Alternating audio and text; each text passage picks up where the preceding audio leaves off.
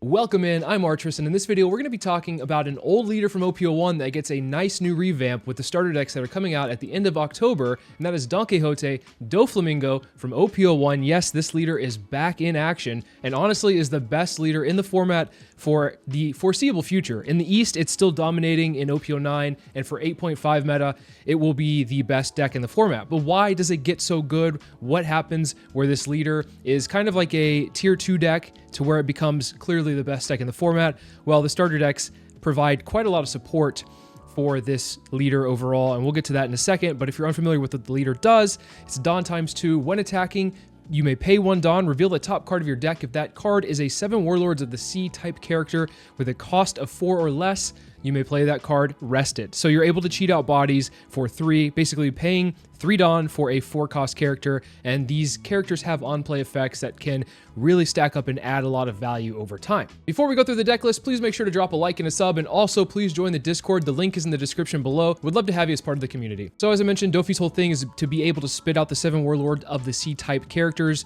that are 4 or less, and so the deck is chock full of them, and the starter deck that comes out in a couple of weeks at the time of this recording has a lot of new support that we are able to add. All right, off the bat, this should be coming to no surprise to anybody. We're running Edward Weevil at 4. This is a new card from EB-01. I say new, it's been out for a little while, maybe a set or two.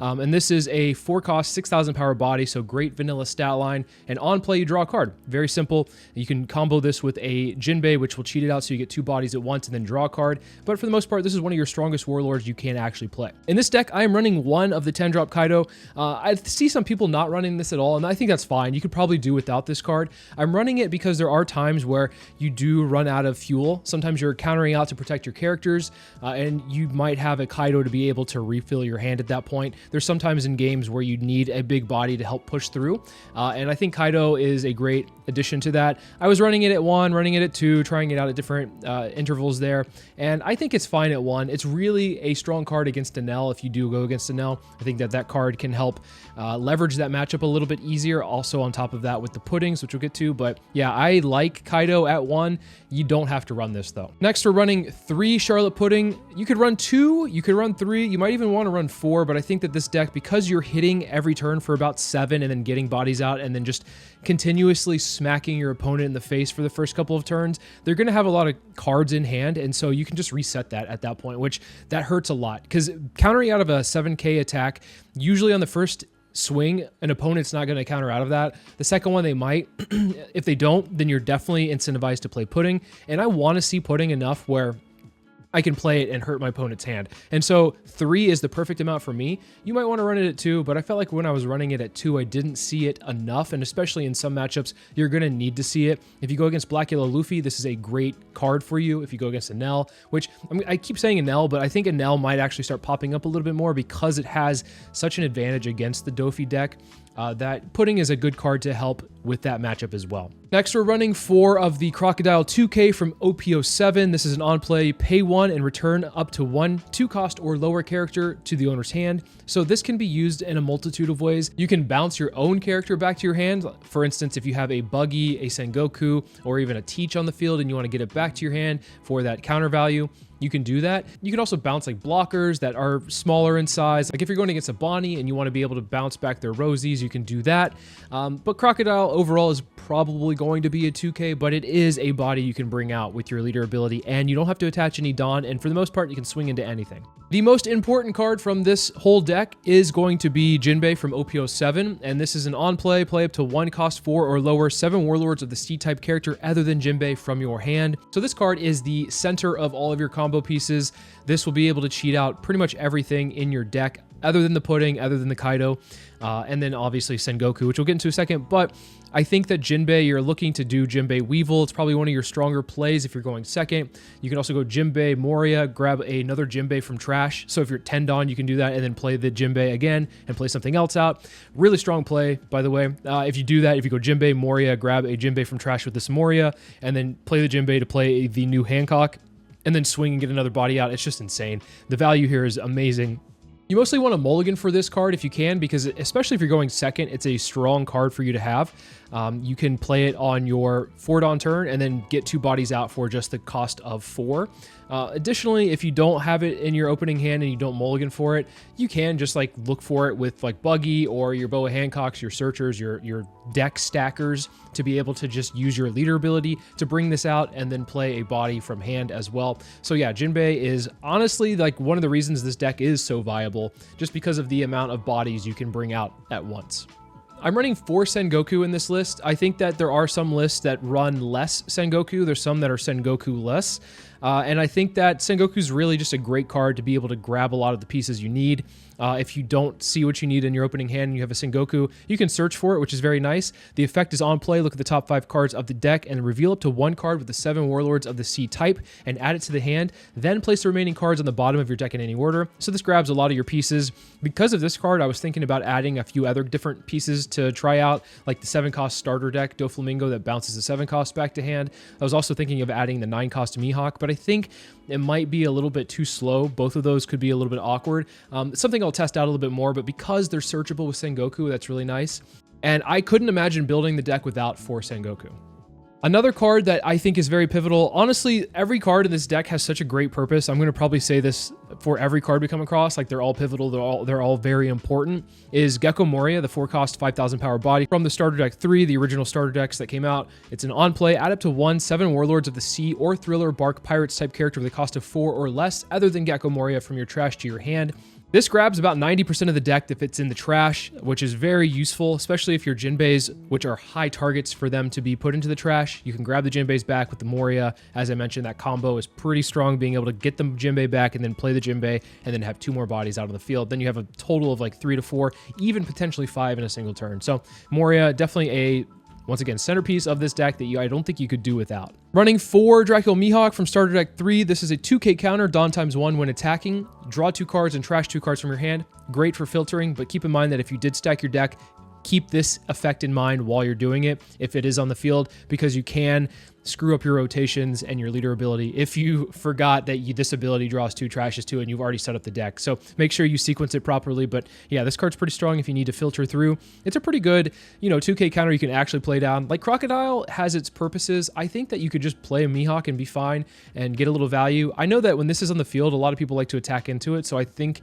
that because you're able to draw with it, a lot of people find it to be kind of a little bit of a threat. Well, not necessarily a threat per se, but more of a value town kind of thing, where if your opponent lets you cycle and sculpt your hand too much, it can be a problem for them. So I understand why they want this off the field. Now, one of the new additions to the deck from starter deck 17 is a Trafalgar Law, which is a 1k counter, 4-cost, 5,000 power body. The effect is on play. You may return one of your characters to its owner's hand. If your leader has the 7 Warlords of the Sea type, return up to 1-cost 4 or lower character to the owner's hand. This is a great tempo play, being able to play this out and get a card, maybe like a Searcher, back to hand. You can also, if you swung with like a Jinbei that turn, you can bounce the Jinbei back to hand and then have it ready for the next turn so your opponent's not swinging into it. Additionally, you can also bounce itself back to your hand. There's actually a combo that goes really well with another starter deck 17 card with Marshall D. Teach. This is a activate main once per turn. Place 1 card from your hand at the top of your deck. Attach up to 2 Rested Dawn to one of your leader or characters that you can play with this Law. So you can do a really interesting play where you go Law, play Law down, bounce itself back to your hand, bounce one of their 4-drop or lowers to their hand. Then with this Teach ability, you place the Law at the top of your deck. Then you use your leader ability to bring the Law out. Then you can bounce the Law back to your hand and then play the Law again and then bounce something back to your hand. And an entire turn, you can actually bounce 3 of the opponent's things back to hand. So if you're going in a mirror matchup, that might be a play you want to look at doing. It's very interesting to do, and it's great to be paired with Pudding because you're bouncing things back to the opponent's hand. They can't play everything again the next turn, and then if you are able to have a Pudding and play it the following turn and reset their hand down to 5, you have made such great strides in tempo that you're probably going to be able to close out the game pretty easily from there on out. So this new Law has a lot of great combo potential, and I'm just pointing out that one combo because I think it's very interesting, but there's different ways to do it. There's more efficient ways to do it. You can combo it with a lot of other cards on the field as well. Another card from starter deck 17 is Buggy, a 2k 2K counter that says on play, look at the top 3 cards of your deck, then place them in any order on the top of your deck. This is different from the OP-01 Perona, where Perona will stack the top 5, and you can also just put it at the bottom if you don't like what you see. Buggy has to keep it at the top, but you can rearrange the top 3 in any order that you'd like. This is also a 2K counter, so very nice here. But Buggy overall will be, I use it as a searcher quite often instead of the 2K, but you can use it as a 2K if you need to. Another great utility, 2K added into the game overall. Now, the other piece that I think is really vital, once again, here we go, vital, this Boa Hancock from Starter Deck 17 is a blocker,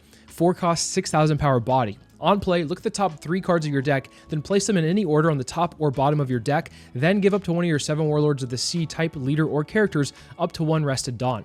So, efficiently, on your 6th Dawn turn, you can play this down and have 2 remaining Dawn, look at the top 3 of your deck, stack it in any order you'd like, put one of the Rested Dawn under your leader, and then you have 2 open remaining. You use the other one on the leader, and then you use your leader ability to bring out the body. So that's on 6th Dawn turn, but Boa Hancock is very important. It's a blocker, so it'll allow you to stay healthy, stay alive, so you won't die so easily because you're unprotected. But the other important thing here is it can swing just naturally for 6. So I'm going to say this, just don't be scared to swing with this thing, because I think that you should be attacking with this as much as possible. Just a 1 Dawn investment is a 7K swing, and your opponent has to drop 2 cards, which is really nice. So be aggressive with your boas if you can, if you feel comfortable doing it. Boa is probably, I would say, if I were to rank the cards in this deck, I'd say Jinbei is like number 1, I'd say Boa is probably number 2, and then Law might be number 3 as far as like most importance to the deck. But Boa is just adding an additional thing to this deck that I think, obviously stacking the top was great with Perona, and as you've noticed, I've taken Perona out of the deck. I don't think you need it per se. You can run it, but I think Boa helps you get there, Buggy helps you get there, and the Teach that I just talked about really just kind of invalidates Perona a little bit, in my opinion. I could be completely wrong here, but I do think that this Teach is such a good card, being able to combo efficiently, make sure that you are able to, every turn, use your leader ability if you so choose, use your Dawn efficiently, and the only downside of this Teach is that you might go down in hand size a little bit, but that's why we do run the 1 Kaido. We do want to run Weevils with the Teach as well, so you can draw and replace itself. So yeah, this Teach is a really great addition from Starter Deck 17. So overall, the characters we see here, very, very powerful in conjunction with each other. I'm running 1 Red Rock because there are times where you need to be able to have that emergency button and hit that and get rid of like a kid on the field if you're going against Bonney. If you go against like Marco and they have a new gate, being able to bottom deck the new gate so you're not losing a character to a turn, really, really important here. Also Zoro, if you know you feel like you can't outrace a Zoro, which you probably should be able to, but you know, who knows. Having the 1 Red Rock is nice though. You don't have to run this. It's a tech choice. I might even want to run it at 2 because at 1 I don't see it enough if there's certain situations where I feel like I need it. But I think with this deck, for the most part, you're trying to be more aggressive, and so you don't really have as much time to play Red Rock as maybe in previous sets where you're a little bit more of a control build. You're playing 1 or 2 bodies a turn. Doffy in 8.5 is just insane, where it can just spit out so many bodies. Like, you can rebuild a board as easily as you can lose it. So Red Rock might not make sense for you, but I think at 1, just try it out and see how it goes. Next, I'm running 3 Gravity Blade Raging Tiger. This will bottom deck 2 6-cost or lower characters in any order in the bottom of the owner's deck. It does have a trigger that says place up to 1 cost 5 or less character on the bottom of the owner's deck. The Red Rock also has a trigger, which I forgot to mention.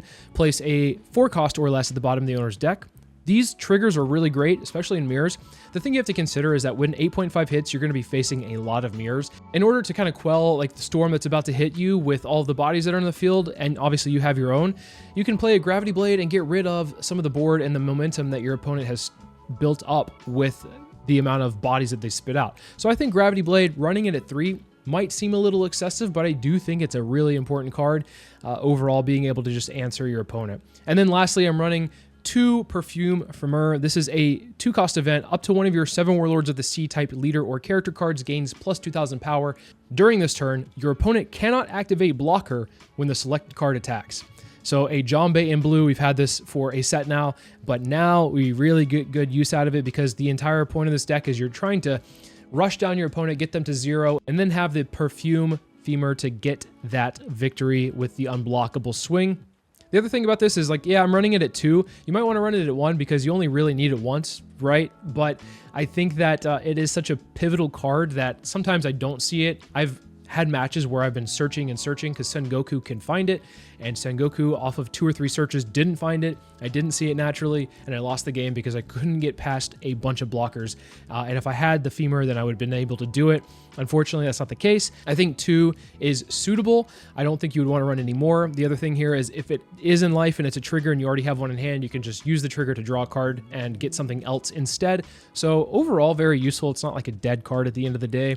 And I think that's the most important thing, is having just value across the board. As you can see, the entire deck is just insane at what it does. It's just value town, like I said. And I think that this deck, there's a reason why it's the best deck in the format. It's just because it has an overwhelming presence. The amount of bodies it spits out and the amount of on play and value you get from everything is just almost unmatched. A couple of cards that I didn't add to this deck that you might want to consider, but honestly, I don't know if you really need them. The 3-cost Doflamingo blocker from OP-01. That's basically like Boa Hancock, stacks the top 5 instead of the top 3, but it doesn't really easily attack, unfortunately, but it's okay. I think that's a fine card you might want to look to add. Perona you could add into the deck and be fine. Perona is pretty strong at stacking the deck, but there's awkward times where it's like, well, do I really need this Perona later in the game? Not really, and it's just kind of useless at times.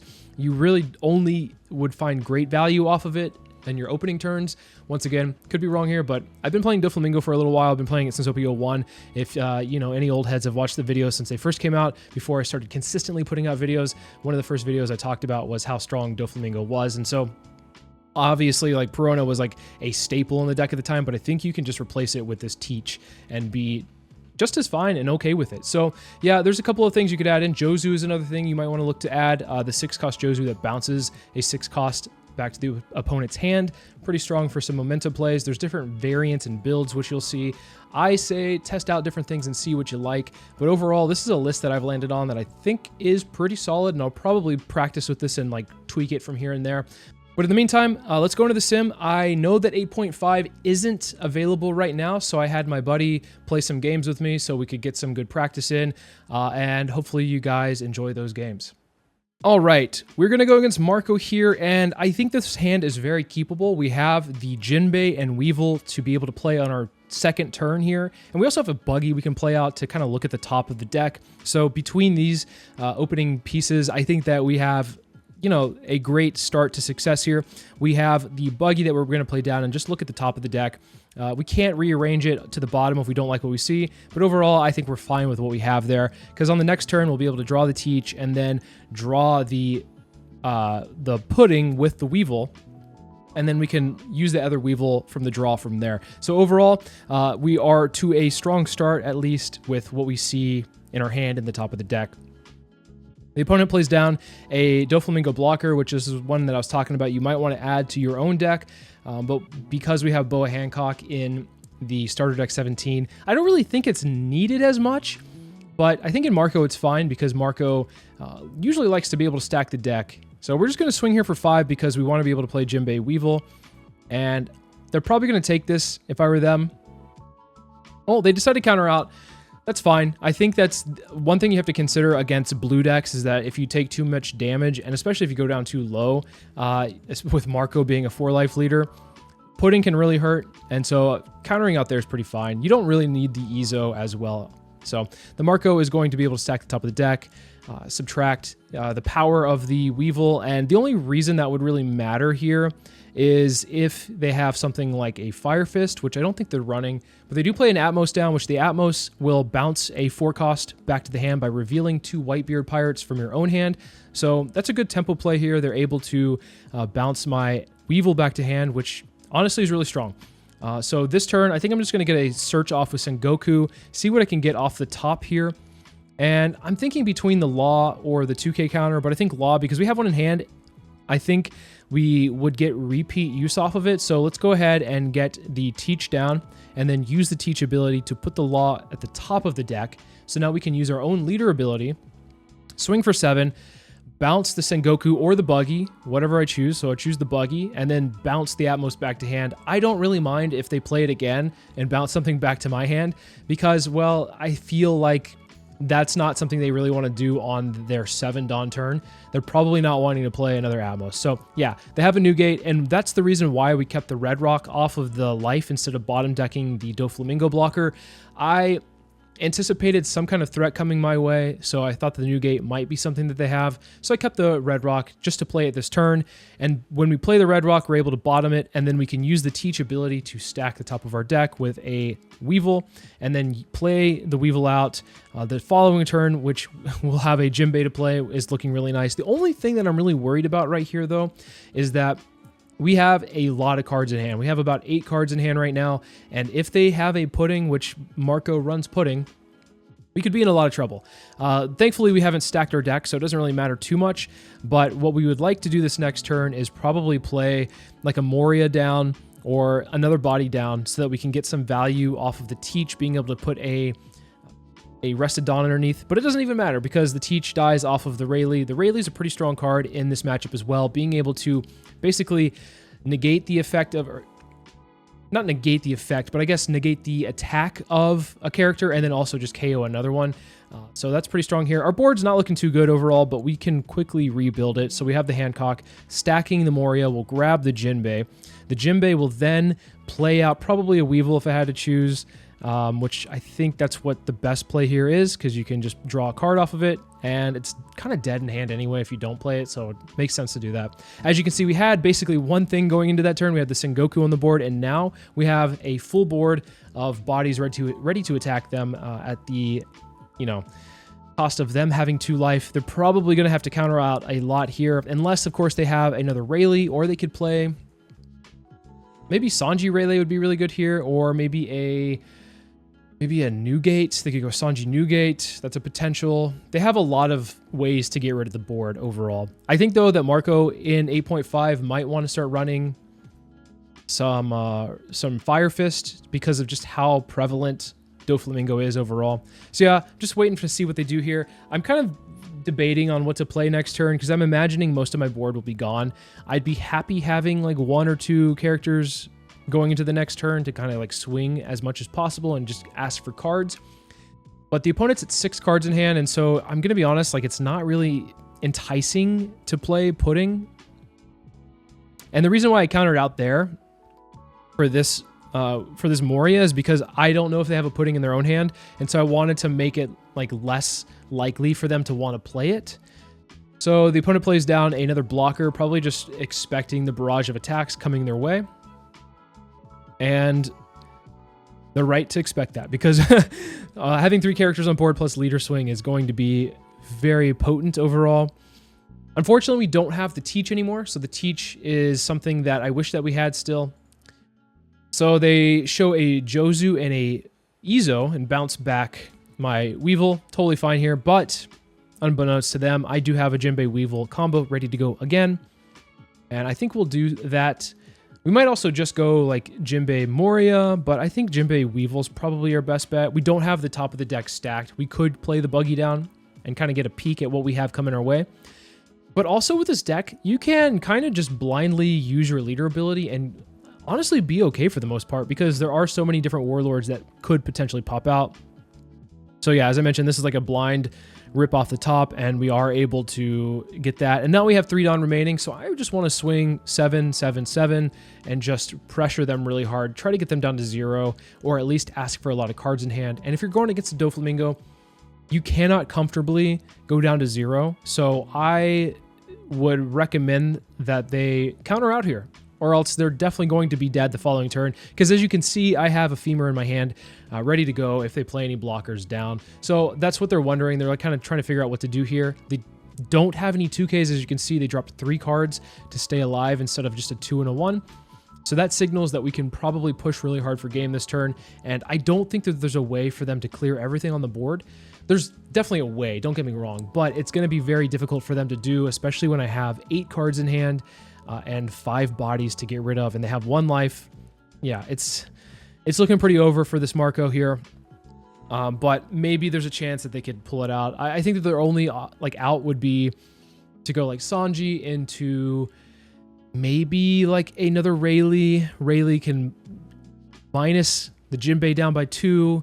But even then, I don't think it's enough. I just don't think it's enough, because then like there's a way they could get rid of the Jinbei, or at least negate the attack of the Jinbei, KO the Weevil. I think they're just going to pressure for game if that's the case. And because they're swinging face, I just don't want to give them the chance. So we're just going to counter out of this a first attack.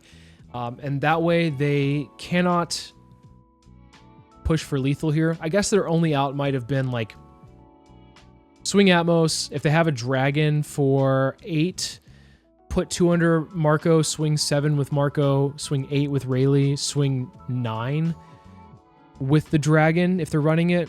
But yeah, they didn't have it. And they just tried to clear board. And because, you know, I can counter out, I'm going to. Well, I can't counter out that one. So we'll let that one go. And now we just swing 7s because I think that with 2 cards in hand, it's mathematically impossible for them to survive. So yeah, GG there. We kind of overran them with all the bodies that we spat out. But that's Doflamingo for you. All right, we are going to go first against Purple Luffy. I think that I want to go first for the most part because I want to take away their Zoro Juro curve. Either way, it's kind of like good for them. Doesn't really matter. They have such good additions from the starter deck 17, or sorry, starter deck whatever it is for them, that, you know, this matchup is going to be very prevalent in 8.5.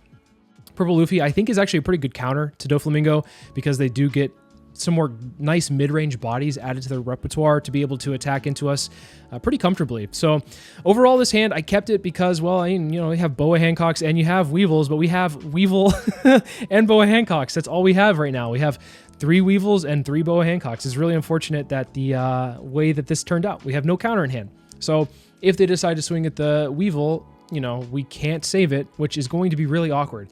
I hope that they swing 9 into it. Knowing Luffy, they're not. They're going to probably just swing 6.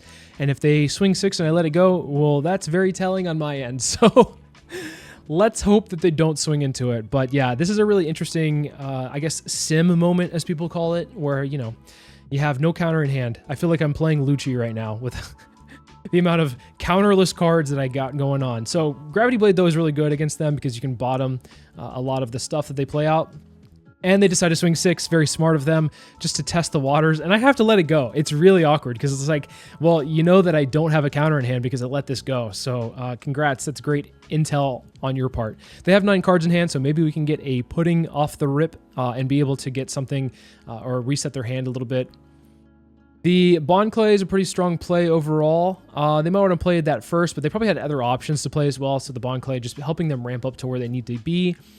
Pretty fast is pretty scary as well. We're going to play just the Weevil out and pass to them. Unfortunately, we don't have a Jinbei, so it'd have been nice to do a Jinbei Weevil combo there, but yeah, we don't have it. The following turn, though, we're going to go and play Hancock down. Really good here. We have Sengokus to be able to search out the Weevils, which is pretty nice. Or sorry, not the Weevils. We don't need any more Weevils. We need Jinbeis. This is what we need. And this is the Luffy Taro. It is a 7-cost, 8,000 power body on play, Dawn -1, and you can play out 1 Straw Hat Crew 5-cost or lower from your hand.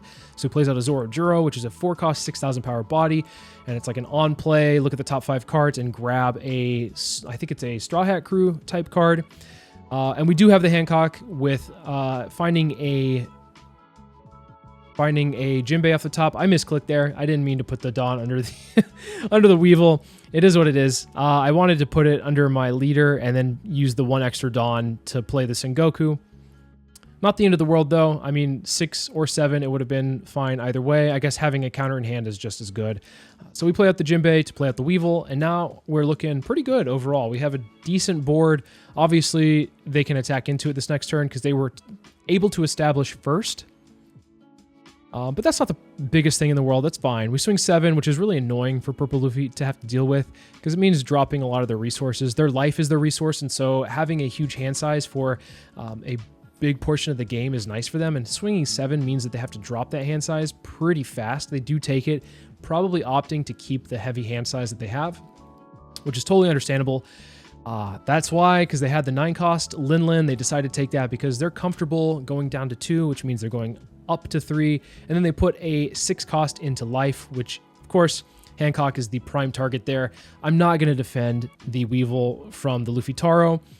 They swing 5 at lead, totally fine there because we get a Gravity Blade. Pretty lucky on our part to be able to protect, I assume, the Jinbei. They were probably going to swing out maybe. I don't know if they're going to swing 6 at lead, though. Play another Hancock, and we have a pretty nice top 3. I think I want to just play out another Hancock and pressure pretty hard here, so we're going to probably swing 7 at lead and then bring out the Hancock, and then put the rested Dawn under maybe a Weevil, so that we can swing 7 with the Weevil. And then we have 3 Dawn to play with. We can go 7 with Jinbei, and then maybe play the Sengoku down. But overall, yeah, this is what I want to do. I want to swing 7s into Luffy, ask for 2 cards per attack, protect my board as much as possible, and hope for the best. Yeah, grabbing a Sengoku here is pretty good. I grab a Moria because knowing that they'll probably get rid of one of these important bodies to me, either the Jinbei or the Hancock, we can grab it back the next turn with the Moria and be okay. So this is one where I might actually want to protect it because it's a pretty easy 2K, 1K, and, you know, what else am I going to do with these cards in hand? Not too much. We're getting towards the end of the game, so having as many attackers as possible is very important. They play down the Queen, that's fine. If they're attacking into bodies, that's fine. If they attack into life and they get a Gravity Blade, then that's going to be a different story here. But man, this hand is very, very puddingable. Is that a word? I'm not quite sure. But yeah, we are hoping for a pudding in the top 3. I don't remember what I just looked at. I think this is an easy block. This might be a bait, but either way, like, I'm assuming the Big Mom is going to be attacking into a 6K body regardless, so it doesn't really matter. We do have Gravity Blade to be able to get rid of the Queens, which might be a good use of that Gravity Blade right now, and then use the Teach that we have to be able to then use our leader ability, probably playing a Weevil off the top. That's the beauty of Teach here, is that you can, you know, use things like Gravity Blade, use things like your Red Rocks, and then also have the ability to get something off the top with your leader ability. So 5, 6, 6, and we're going to swing 7 here, hoping that this connects. If it connects, then we are pretty solid. We draw the 10-drop Kaido, a little too late for us at this point. We're not going to really need that card. Although if the game goes on much longer, we could look to drop it. But yeah, I think we just want to protect our bodies the best we can. Can't protect the 6 from Luffy, so we have to let it go. We can't protect the Big Mom. And so now we have another Big Mom. This actually might be where we play Kaido just so we can get that extra gas going. And just swing 5s, just see what they do. Get a card out of hand with each swing that we have. Kaido here, if they play another Big Mom, will be a problem because I don't want them to be at 2 life. So instead, we just hope that they don't have another one. And then, yeah, they have this big board here, but I'm not too threatened. Although, man, that was pretty clutch. That was actually pretty clutch right there, being able to get rid of a couple of cards from hand, especially that I have the 4-cost Law in my own hand that was ripped out. That's really unfortunate because that would have been an easy target to bounce back. They swing 9, they swing 9. I'm going to have to take this because I just, you know, I feel like if I counter out too hard, I don't have plays the next turn. And we could be, yeah, a double Law is, oh, and they rip the Femur out of hand. Ooh, that's such a good turn for them. I'm going to have to let that go, and then I'm going to have to take this 8. I feel like we're in a little bit of a rough spot here. Not quite sure exactly what we could be doing, but we'll play out the Jinbei, play out the Hancock, and that's pretty nice because now we have a Femur that we could get off the top, and this is why we run 2, folks. This is why we run 2, so we can get another one in case one of them gets ripped out of hand. We're going to swing 7, get the Moria. The Moria will grab a Law. Oh, maybe not. Maybe we'll go Hancock and just get an extra blocker. I feel like Law might have been good in this regard, but yeah, they might just block anyway. We'll swing Kaido. We know that the top of our deck here is going to be a Femur, so we're just trying to push, try to get the blockers out of the way, try to get them down to 0. Hopefully they take it, and they do, which is really good. They saw that we have a Femur in the trash, so maybe they feel comfortable knowing that, you know, one is out of the way, so they don't have to worry about another one. Here I'm thinking like, okay, maybe I can stack it. Maybe I don't need to. I was thinking about swinging with the Teach here just to get the blocker out of the way, or maybe get another card out of hand. But then I'm thinking if I use the Teach ability to stack a card on the top of the deck, that means we're not going to be able to get the Femur the next turn. And so I just decide to not use it and just have it sit there. And that's fine. They play Usohachi, which is a 3-cost 2K counter that rests. If you have 8 Dawn or more, rests a 5-cost or lower character. Really great card from the starter deck for Purple Luffy. They are able to rest my Hancock, so glad that I played 2 that turn. We counter out of the Luffy Taro attack, and then knowing that they're at 0 life and I might have a Femur, could be a problem, so they just swing with their Law. And I have 2Ks for days, so we're looking pretty comfortable. We have a blocker, and then they have 3 more swings. That other Boa Hancock I played down that turn came in very clutch here. Honestly, the Kaido worked out really well. And this is the reason why I run one of them, is if you do come across it, it's very nice here. They swing 6 into 6. I think we could just let that go, because at this point, they can't have game. They might just go for board. And we just swing all out. Yeah. That was a close one, though. That Uso Hachi is really, really strong. So we just swing 22, because, you know, why not? And that's the game. Overall, though, I think that was well played. And yeah, there were some sequencing errors here and there on both parts. But yeah, I feel like the matchup can go either way. Maybe Purple Luffy favorite at the end of the day, though. All right. Finally, we're going to go against Bonney. Another matchup we'll probably see a lot of in 8.5. And honestly, Bonney's in a really strong position to do well against Doflamingo, especially if they're running 8-cost Kid, which they should be. It is a really hard card to get past for us, unless we are running Red Rock, which we are. But like I said, I'm running one Red Rock, so the chances of me seeing it consistently is pretty rough. But we do have a couple of pieces here that are really, really good for us against Bonney. We have a Pudding, because Bonney likes to hoard cards. And we have a Kaido, which Kaido will be able to swing into Kid naturally and ask for a lot of cards out of hand, at least 3. And Kaido's just like a huge body that's hard for Bonney to deal with consistently. Although Bonney does get Shanks, a 9-cost 11k body that KOs any rested unit on play. So they do have a way to answer the Kaido. Something to keep in mind. But yeah, I think despite this, I think we're in a good, strong position here. Maybe my attack was a little awkward there. I don't know. Swinging the way that I did. I didn't want to have them rest the Teach. Although in this spot, they can just play Carrot. Yep, they just play Carrot, freeze the Weevil.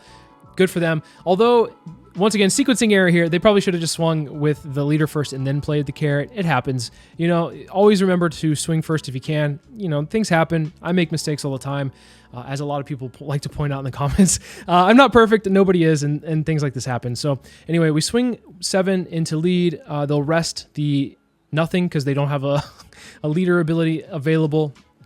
And then we are able to play out the Crocodile here, which that was our only target. And honestly, not the best target, but it was the only target we had. So I think this turn, I think we just let the Weevil go instead of countering. We do have a Gravity Blade, although it feels weird to just throw out a Gravity Blade. So I think it's better just to play the Pudding because their hand is looking pretty fat. So then we play the Teach. We use the Teach ability to get a Weevil out. And 7 after getting Puddinged really, really hurts. Sucks a lot. So I think what I'm going to end up doing here is probably just swinging as much as possible. I might even swing with a Teach. I don't know. I don't know if that's a good idea or not, but we'll see how it goes. No, we just decide to swing 8 instead. So 7, 8. They are down to 1 after Pudding. That is really rough. I think that we got a lot of momentum with that Gravity Blade here. With the second Carrot, though, ooh, this is looking like a nice, juicy Gravity Blade target overall. We'll see if they decide to throw out a Urouge or Urouge or whatever, however you pronounce it. Because they have 4. So, yeah, that's what it looks like. We'll just decide to keep this alive. So, yeah. And then they play the Urouge out. And, yeah, looks like it's a great time for a Gravity Blade. We'll use Gravity Blade and then the Teach to stack the top. We'll play out another Weevil, although I wish it was a Jinbei instead, but yeah, it is what it is. They might have to block here, although they probably have counter in hand at this point. They are at 6 cards. So yeah, they are able to counter out of that. We'll just swing 6 with the Pudding, ask for a 2k. Likely they will have it. And, oh, they don't. They have 2 1ks. Their hand must be very bricked up at this point, which is good for us. Very, very good for us. They could play a Doflamingo and lock some of these things down, but that would require them to have it. So we'll see if they got it off the reshuffle here.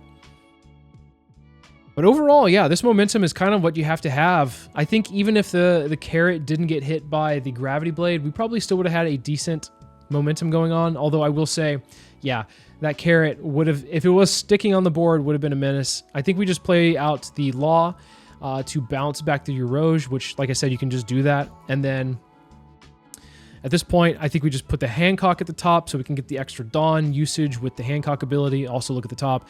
And I think this is probably going to be game because I don't think that they have enough to be able to do anything. So yeah, that it doesn't really matter because I think at this point they have to counter out 2-1 and then we have game pretty much from there unless this last life is something that like rests everything. So yeah, we just go 5 with the Pudding. They could be running the arc, but then we just swing 10 and then have the game from there. So yeah, we had some pretty good momentum overall. So yeah, a couple games with Doffy here in the 8.5 meta against a couple decks that you'll probably see quite frequently. I think that Doffy just has such strong power with its on-play abilities. The fact that it just swarms the board, like your opponent can answer the board and then the next turn you have an entire full board again is just insane, right? I feel like this deck would just annihilate most decks overall. I think that it will have some problems maybe into Purple Luffy, but when I say problems, I mean competitive matches, and I don't think that that's a problem overall. I think the meta will be very fun and exciting. I could just be biased overall because I do like Doffy since the start of the game. But yeah, I think that Doffy will be here for a while, so you guys got to get used to it. You got to figure out how to play against it. You got to figure out how to play it. Obviously, you know, you can tweak these ratios how you like. They don't have to be exactly like this, but this works for me. Some things that I'm working on, that I'm testing for some spice. And I mentioned this in the intro, but, you know, I'm going to mention it again in the outro because I think this has potential. I feel like this has potential. It's searchable. It's a nice 9k body to swing into Black Yellow Luffy, although you really don't need help in that matchup. And on top of that, it answers some things that can threaten you. For instance, it can answer like any, I don't know, Newgate, I don't know. That's about it. I don't know. This is one I'm cooking a little bit on. Bear with me here. And then the other thing that I think you could do instead of this, because this might be too slow, I just got to say the artwork on that's really sick. But the other thing that you might want to work on or figure out is, does this card right here work as well? The starter deck, Doflamingo. I don't know. This is one that I'm going to test with as well. Bouncing back to hand is less optimal than bottom decking. However, this does come out an entire turn earlier. So if you're going against like Luffy Taro, right? If you're going against like Purple Luffy and they play out a Luffy Taro, you can answer this relatively quicker, at least quicker than the Mihawk. The main reason you'd run Mihawk is to be answering the Luffy Taro, answering the Newgates. This answers them just slightly quicker in a more annoying fashion, in my opinion, because it goes back to hand. Going back to hand means that they have to either, like, they take off an entire turn to play it again. That means the turn that they played that card the previous turn is invalidated. It's kind of like a time walking away. Whereas, like, yeah, Mihawk just gets rid of the threat altogether. So yeah, something I'm considering. Overall, let me know what you guys think. There are different versions, of course. There's probably more optimal versions that are a little bit, you know, more low to the ground, not running the 10 cost Kaido, but I feel like this card is needed in some matchups. Anyway, appreciate you guys as always, and I'll see you all in the next video.